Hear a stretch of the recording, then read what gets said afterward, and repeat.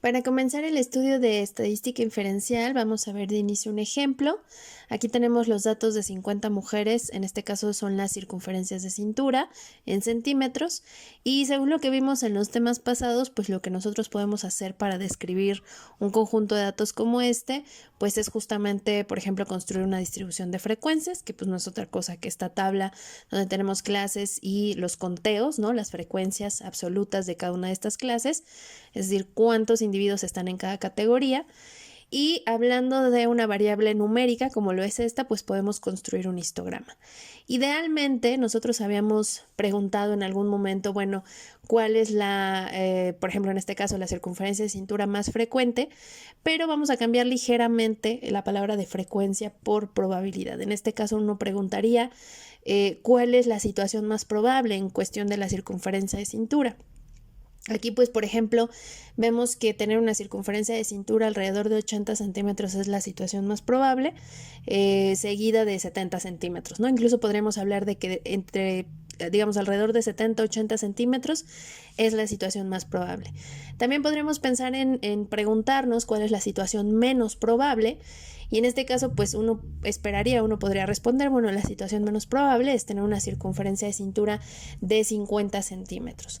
Entonces, es importante notar que cuando nosotros hablamos de probabilidad en este caso, pues como que inmediatamente, sin ni siquiera pensarlo mucho, vemos que la probabilidad la estamos tratando como un área, es decir, de manera equivalente, el hablar de mucha probabilidad se ve gráficamente como un área más grande, es decir, hablar de 70-80 centímetros de cintura, que es la situación más probable, también es gráficamente la parte que tiene mayor área, ¿no? Y en el caso de la situación menos probable, 50 centímetros, pues también vemos que es el rango con menor área, ¿no? Entonces, en este caso, es importante notar que cuando hablamos de probabilidad, hablamos también de área, ¿no? De un área en una cierta región.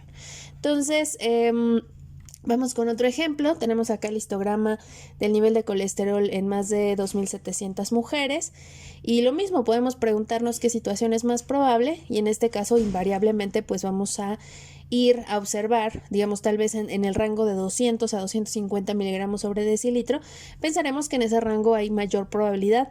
¿Por qué? Pues porque hay mayor área, ¿no? Hay mayor frecuencia. La situación menos probable, pues seguramente en las orillas, ¿no? Vemos que debajo de 150 hay menor probabilidad y de manera similar hay menor probabilidad también arriba de 300.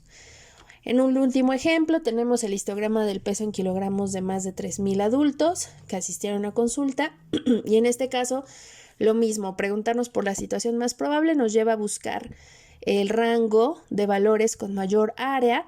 En este caso podríamos pensar entre 70 y 80 kilogramos, parece ser que es la situación más probable. La situación menos probable tal vez abajo de 60 y otra situación poco probable es arriba de 100 kilogramos. Entonces, algo que nos parece relevante en nuestras tres gráficas es que justamente lo que tienen en común es, para empezar, la forma, ¿no? Las tres gráficas tienen una forma similar, los tres son histogramas, los tres están representando variables numéricas y los tres histogramas tienen una cierta simetría, ¿no? Entonces, esas son las características que vamos viendo que tienen en común estas tres gráficas y estas características nosotros las podemos pues plasmar o ver en el sentido de que podamos definir o interpretar más bien el concepto de distribución de probabilidad. Algo importante aquí que quiero enfatizar es que todos los conceptos que voy viendo en este video son más bien interpretaciones, es decir, no son definiciones formales de un libro de estadística, sino son más bien interpretaciones de las definiciones con el fin de hacerlo un poco más práctico, pero de ninguna manera son, digamos, en la mayoría de los casos, no son definiciones formales. Entonces vamos a entender por una distribución de probabilidad pues una cierta regla que va a describir la forma en la que se reparte la probabilidad en una cierta población. Es decir, aquí la regla nos dice, bueno, hay mucha probabilidad en el centro, ¿no? Mucha probabilidad en el centro, mucha probabilidad en el centro y poca probabilidad en los extremos, ¿no? En las orillas, llamémosle por ahora.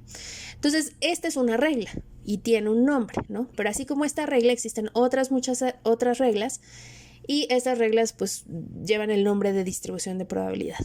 Existen algunas con nombres específicos, como lo es la distribución uniforme, la exponencial, la Poisson, la gamma. Sin embargo, una distribución que es muy famosa en el ámbito estadístico es la distribución normal. Ahora, esta distribución normal, pues como decíamos, es una de tantas, ¿no? Aquí vemos gráficamente algunas otras distribuciones de probabilidad. Estas no son las únicas. Hay muchas más distribuciones de probabilidad que, digamos, sirven para situaciones específicas. Pero en este caso vamos solo a enfocarnos a la distribución normal. ¿Por qué es importante esta distribución?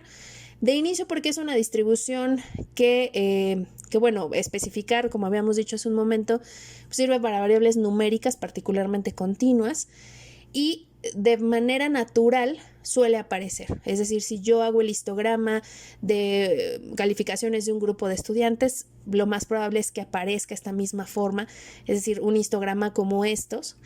Si quiero graficar estaturas, pesos, tallas de zapatos, muchas variables naturalmente se comportan de esta misma forma. También es importante porque es la base de la estadística inferencial, ya que muchas técnicas inferenciales tienen como requisito que las variables que estamos utilizando tengan esta distribución.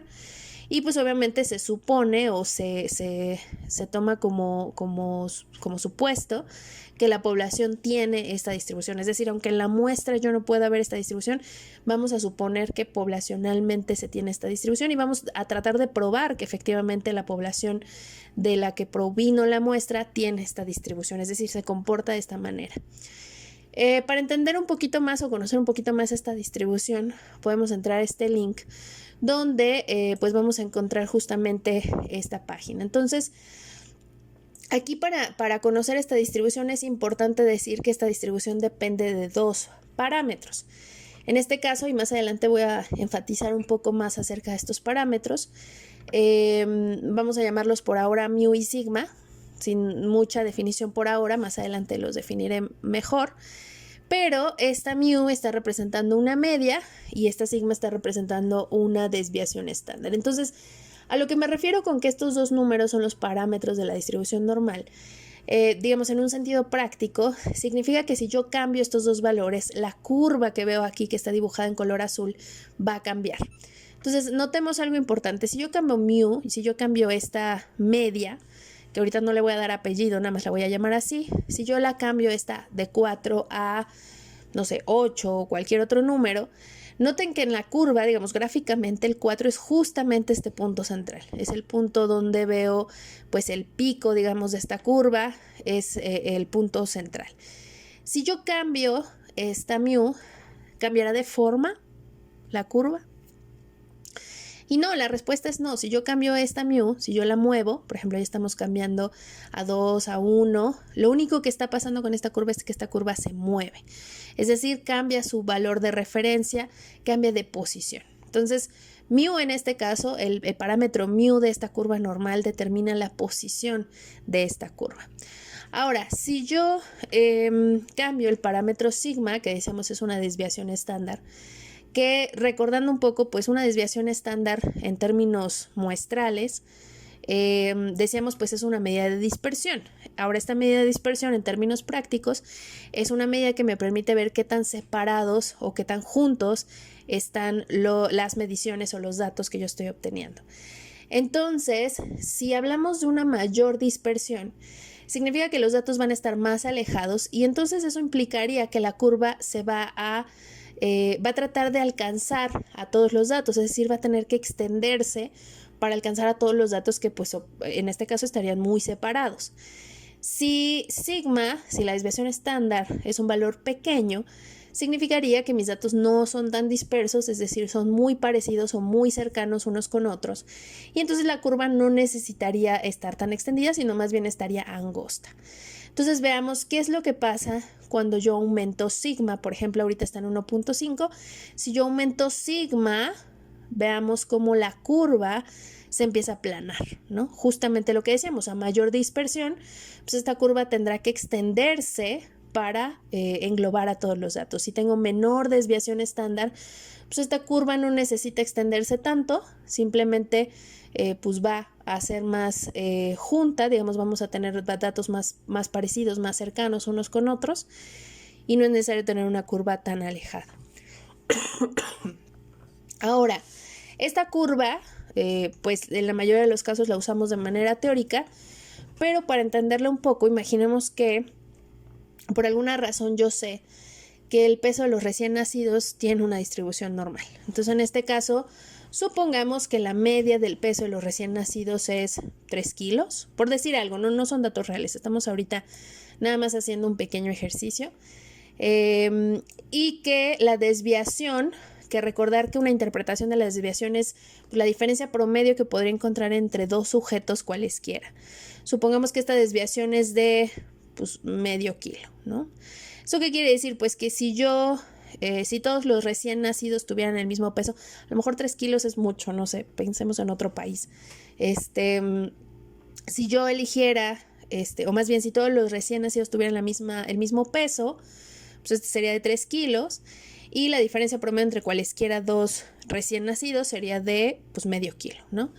Entonces, esta curva es la curva que representaría la distribución de los pesos de los recién nacidos. Entonces, por ejemplo, aquí, ¿cuál situación es más probable? Pues vemos que entre 2,5 kilos y 3,5 kilos es donde tengo mayor área, y entonces esa situación sería la más probable. Diríamos, bueno, es menos probable tener un recién nacido con peso mayor a 4 kilos, ¿no? Sería este pedazo de área. Y sería un pedazo de área igual el de menos de 2 kilos, ¿no? Si yo pensara cuál es la probabilidad de que un recién nacido tuviera un peso menor a 2 kilos, pues sería este trozo de acá. Entonces la situación aquí es, bueno, pues digamos en el caso anterior era fácil pensar en áreas porque teníamos rectángulos, pero aquí ya no tengo rectángulos en sí, ¿no? Entonces es difícil, digamos, no es inmediato el ver cómo se calcula esta área, pero bueno, eventualmente veremos que esta misma página nos da unos cálculos de probabilidad que ahorita vamos a echar mano. Pero entonces eso, si yo quisiera, por ejemplo, saber exactamente cuál es la probabilidad de que un recién nacido tenga un peso mayor a 4 kilos, por ejemplo, ¿no? Aquí vamos a establecernos justo en 4. ¿Cuál es la probabilidad? Es esta área que se está iluminando en verde. La probabilidad de que un recién nacido tenga un peso mayor a 4 kilos, pues es esta que tenemos acá que nos está calculando esta página. Y entonces diríamos, pues existe un 2.26% de probabilidad de que un recién nacido tenga un peso mayor a 4. ¿Cuál es la probabilidad de que un recién nacido tenga un peso entre 3 kilos y 3 kilos y medio, por ejemplo? Vamos a poner aquí el valor. Pues resulta que esa probabilidad es de 34.24. Existe un 34.24% de probabilidad de que un recién nacido en esta población ficticia que ahorita estamos inventando tenga un peso entre 3 kilos y 3 kilos y medio. Entonces, bueno, en este sentido aquí vengo a reforzar un poco la idea de que podemos ver la probabilidad como un área y en este caso un área debajo de una curva, ¿no? ¿Cuál es la probabilidad total? Es decir, si yo sumara todos estos pedacitos, ¿cuál es la probabilidad total? Pues es una probabilidad que se va acercando al 100%. Es decir, tengo aquí, debajo de toda esta curva está el 100% de probabilidad. Bien, ahora, si ustedes notan, en esta misma página tenemos, parece ser que ya está dibujada por default una curva normal. Entonces, aquí yo dibujé una curva normal, una curva donde el parámetro mu vale 3, el parámetro sigma vale 0.5. Puedo dibujar otra curva, ¿no? Donde el parámetro mu vale 1.7 y sigma vale 1.06. Esa es otra curva. En fin, yo puedo cambiar estos valores, ¿no? Y generar tantas curvas normales como a mí se me antoje, ¿no? Sin embargo, aquí hay una curva normal dibujada de manera específica. Entonces vamos a ver cuál es esa curva. Vamos a mover mu hasta acá. Vamos a tratar de dibujar esa curva. Entonces vemos que mu es el valor 0 y sigma toma el valor de 1. Entonces, esta curva normal que estamos dibujando aquí tiene un nombre específico, es la distribución normal estándar. Entonces, esta distribución normal estándar, pues definida, es una distribución normal donde el parámetro mu toma el valor de 0 y el parámetro sigma toma el valor de 1. ¿Por qué es importante esta curva normal estándar? Porque, como su nombre lo dice, nos va a ayudar a estandarizar cualquier curva normal a esta. Es decir, en términos muy generales, cualquier curva normal que yo quiera dibujar, la puedo transformar a esta de acá. ¿Y cuál es la utilidad de transformar cualquier curva normal a esta? Pues que es más fácil trabajar con ceros y unos, es más fácil calcular estas probabilidades bajo este escenario, más fácil matemáticamente hablando. Y por eso esta curva es importante. Entonces, algo que quiero especificar aquí es, bueno, de nuevo hablar de probabilidades. Por ejemplo, pues estamos de acuerdo que a partir del 0, ¿no? Y en adelante, pues tenemos un 50% de probabilidad, ¿no? También del 0 para atrás, pues tendría un 50%, porque claramente esta curva es simétrica, ¿no? Si hablamos de una probabilidad entre -1 y 1, por ejemplo, vamos a tratar de poner aquí entre -1 y 1, vemos que ahí tenemos un 68.23%. Entre -2 y 2, por ejemplo, tenemos una probabilidad cercana al 95%. Entre -2 y 2 tenemos una probabilidad cercana al 95%. Y entre -3 y 3, pues tenemos ya prácticamente el 100%, aunque todavía no el 100%. Teóricamente esta curva se extiende al infinito, es decir, no se corta, aunque pareciera que está cortada aquí, la verdad es que no se corta, se extiende al infinito. Por eso es que este valor no llega exactamente al 100, ¿no? Nos vamos acercando bastante al 100, pero jamás llegamos al 100. Entonces, vemos que entre -3, casi -3 y 3 tenemos casi el 100%, ¿no?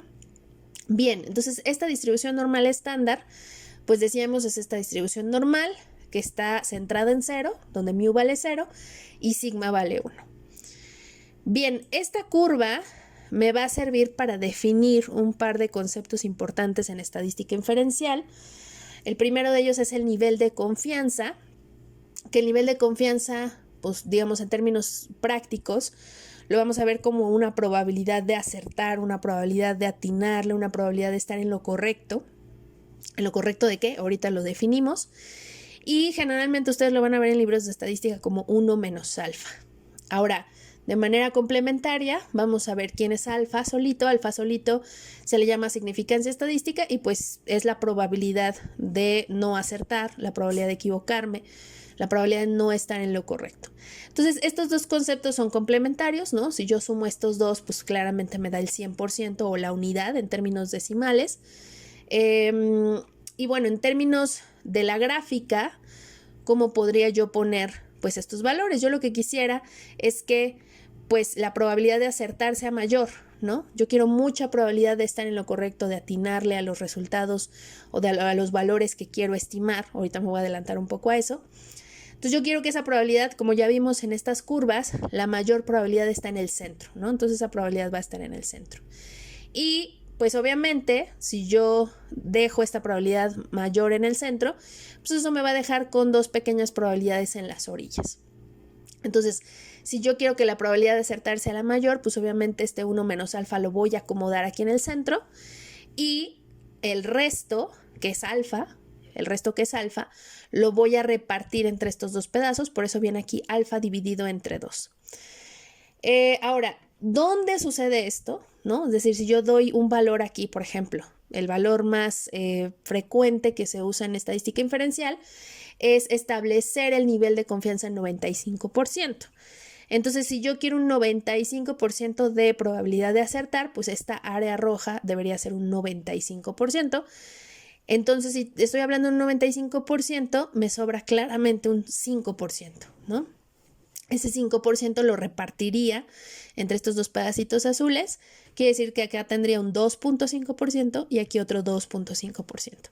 La pregunta sería, bueno, ¿en dónde tendría que cortar? Es decir, ¿a dónde tendría que cortar esta curva para generar este reparto que estoy estableciendo aquí? Es decir, 95 en el centro, 2.5 acá y 2.5 acá. Entonces podemos checarlo en nuestra curva que tenemos aquí.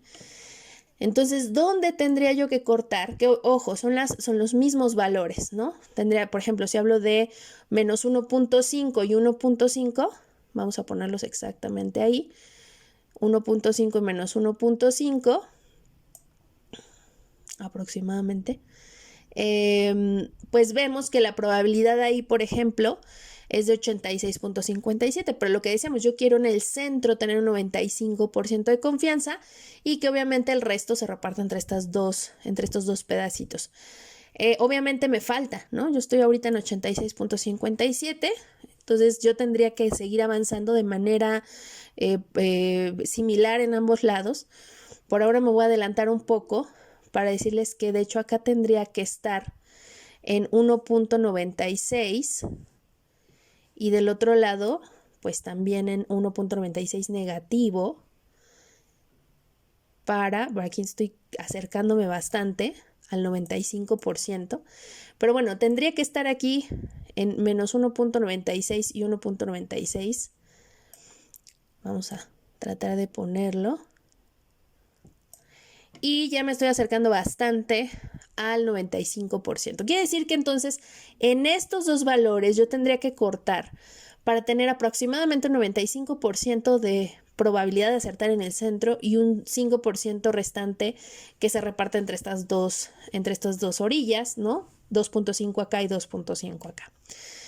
Entonces, bueno, nada más resaltar aquí, yo este valor que me pregunto cuál es y que ahorita ya descubrimos que es justamente 1.96, ¿no? El valor 1.96 se le llama valor crítico. Es un valor donde yo puedo cortar a la curva de manera que se genere cierto reparto de probabilidad. En este caso hicimos 95 en el centro, 2.5 y 2.5. Si yo quisiera hacer otro reparto de probabilidades, pues generaría otro valor crítico, ¿no? Otro valor diferente, otro valor de corte. Entonces, este valor que veo aquí, esto z de alfa sobre 2, no representa otra cosa más que ese valor crítico, es decir, z alfa sobre 2 en este caso vale 1.96 o menos 1.96. Bien, tengan eso en mente, vamos a pasar ahorita a otras definiciones, pero al final vamos a regresar a este punto. Entonces, en el caso de estadística inferencial, ya habíamos visto este diagrama, ya habíamos dicho, bueno, es que nosotros empezamos queriendo estudiar una población, echamos mano de probabilidad para poder elegir una muestra, luego usamos técnicas de estadística descriptiva para justamente describir quiénes están en esta muestra. Hay estudios de investigación que ahí se quedan, ¿no? Solamente describir. Pero la gran mayoría de los estudios intentan hacer este brinco, ¿no? De tratar de usar la información que tengo en la muestra para saber qué está pasando con la población. Y para hacer eso, lo que voy a hacer es usar técnicas inferenciales. Entonces, en el caso de estadística inferencial, pues obviamente necesito reconocer que hay diferencias en la notación que nosotros hemos visto. Nosotros vimos esta notación, X barra, S, P barra no lo vimos, pero ahorita lo vamos a definir. Pero vamos a definir sus equivalentes, en este caso mu y sigma, que ya ahorita los mencionamos, pero ahorita les vamos a dar nombre y apellido, y P también. Entonces, en el caso de mu, vamos a llamar mu a la media poblacional, es decir, al promedio de todas estas personas, promedio de la edad, promedio del peso, de la variable que estemos midiendo, de todas estas personas. Obviamente en la práctica ese valor es desconocido. Yo no puedo saber cuánto vale exactamente mu, porque para saberlo yo tendría que medir a todos los elementos de la población y como ya habíamos platicado en algún momento, eso en muchas circunstancias no se puede hacer, por eso es que tomamos una muestra. Entonces, mu difícilmente lo voy a poder conocer exactamente. Entonces, ¿qué es lo que voy a hacer? Pues usar la información de X barra, de la media muestral, para poder tratar de acercarme a este valor, ¿no? También habíamos visto hace un momento desviación estándar como sigma, pero le vamos a dar apellido, es la desviación estándar poblacional. De igual manera que mu sigma es desconocido y lo que voy a hacer es usar S, que ese recordar es la notación para la desviación estándar de la muestra. Y esa al conocerla, pues yo lo que puedo hacer es usarla para tratar de aproximarme al verdadero valor de sigma. Estos dos son nuevos, en este caso P hace referencia a la proporción poblacional, es decir, hablemos de la proporción de hombres en todo México, la proporción de diabéticos en todo México, la proporción de enfermos de coronavirus en todo México, ¿no? Es decir, esto se puede expresar como porcentaje, pero también es un valor desconocido. Yo no lo voy a poder conocer a menos que pueda medir a todos los elementos de la población, cosa que a veces es casi imposible. ¿Qué es lo que puedo hacer? Pues echar mano de la proporción muestral, es decir, tomo una muestra y en esa muestra pues veo cuál es la proporción de hombres, cuál es la proporción de diabéticos, cuál es la proporción de enfermos de coronavirus y entonces yo voy a poder tratar de acercarme al valor de la proporción poblacional. Entonces, de manera general, en estadística inferencial, digamos, no existen solamente estos parámetros poblacionales, existen otros, pero nosotros solo vamos a estar enfocándonos en estos tres o particularmente en mu. Y lo que vamos a hacer es tratar de usar X barra, S o P barra para tratar de conocer cuál es el verdadero valor de mu o aproximarnos al verdadero valor de mu, al valor de sigma y al valor de P. Eso es lo que vamos a hacer en estadística inferencial, usar la información muestral para tratar de saber qué pasa a nivel poblacional. Ahora, eso lo podemos hacer pues básicamente de tres formas. La primera es usar técnicas o usar la estimación puntual, que ahorita la vamos a definir, la estimación por intervalo o pues hacer alguna prueba de hipótesis. Entonces, en este video pues nada más vamos a definir o vamos a platicar de manera superficial sobre estas dos, estimación puntual y estimación por intervalo, y vamos a dar algunos conceptos clave para entender pruebas de hipótesis.